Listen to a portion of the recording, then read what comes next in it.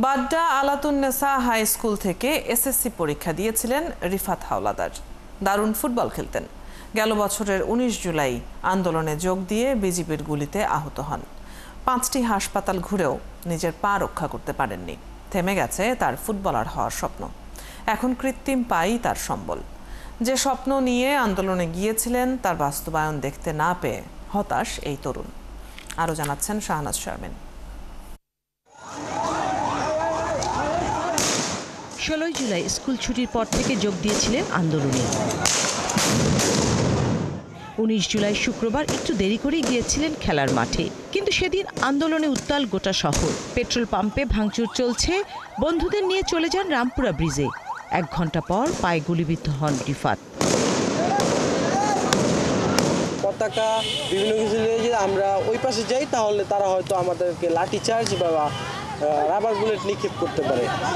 তো আমি তো জানি না যে তারা রিয়েল বুলেট নিক্ষেপ করবে। তো হঠাৎ কিছুক্ষণ পরে পায়ে আমি অনুভব করি যে আমার পা থেকে রক্ত ঝরতেছে। একের পর এক কয়েকটি হাসপাতাল ঘুরেও মেলেনি চিকিৎসা। অবশেষে ২২শে জুলাই হাসপাতালের ডাক্তাররা জানান তার পাটি আর রক্ষা করা যাচ্ছে না। ৩ ঘন্টা পরই সুস্থ সবল রিফাত পা হারিয়ে সারা জীবনের মতো পঙ্গুত্ব বরণ করেন। একদম কালো হয়ে গেছিল, মাংসটা আস্তে আস্তে নষ্ট হয়ে যাওয়া শুরু করছিল। তো ডাক্তার বলছে যে তাড়াতাড়ি কেটে ফেলা লাগবে। ২২ জুলাই রাত্রে ৯:৩০ বাজে পাটা অপারেশন করা হয়। তো আমি তখনও জানতাম না যে আমার পাটা কেটে ফেলা লাগবে। আমি অপারেশন করার ৩ ঘন্টা আগে জানতে পারি যে আমার পাটা কেটে ফেলা লাগবে। বাবা মায়ের ইচ্ছে ছিল ছেলে বড় হয়ে পুলিশ হবে, আর রিফাতের নিজের শখ ছিল ফুটবলার হবার, যার কোনোটাই আর পূরণ হবে না। এখন মাঠের পাশে বন্ধুদের খেলা দেখেই কাটে তার এক একটা বিষণ্ণ বিকেল। মাঠে সবাই খেলতেছে, আমি খেলতে পারতেছি না। এটা দেখে তো খুবই কষ্ট লাগার কথা, কারণ একটা ছেলেই জানে যখন সে চিরতরে মাঠ থেকে বিদায় নেয়, তো মানুষ যখন তার বয়স হয়ে যায় তারপরেও কিন্তু তার খেলাধুলার প্রতি একটা আগ্রহ থাকে। আমার ছোট থেকেই আমার খেলাধুলার একদম আমার আগ্রহ আছে, কিন্তু আমি আর জীবনে খেলতে পারবো না। রাষ্ট্রের কাছে মর্যাদার সম্মান চেয়েছিলেন, কিন্তু পাননি।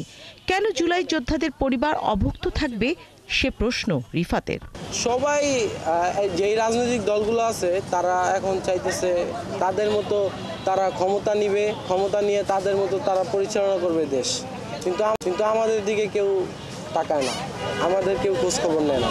আমরা যেইভাবে দেশটা চাইছিলাম সেভাবে আমরা পাইতেছি না। সবাই বদলালেই কেবল বদলাবে সমাজ, কিন্তু রিফাতের কাঙ্ক্ষিত সেই পরিবর্তন আসেনি। আমার মনে হয় যে আমরা ইউজ হয়েছি, এরকম কিছু একটা আমার মাঝে মাঝে মনে হয়।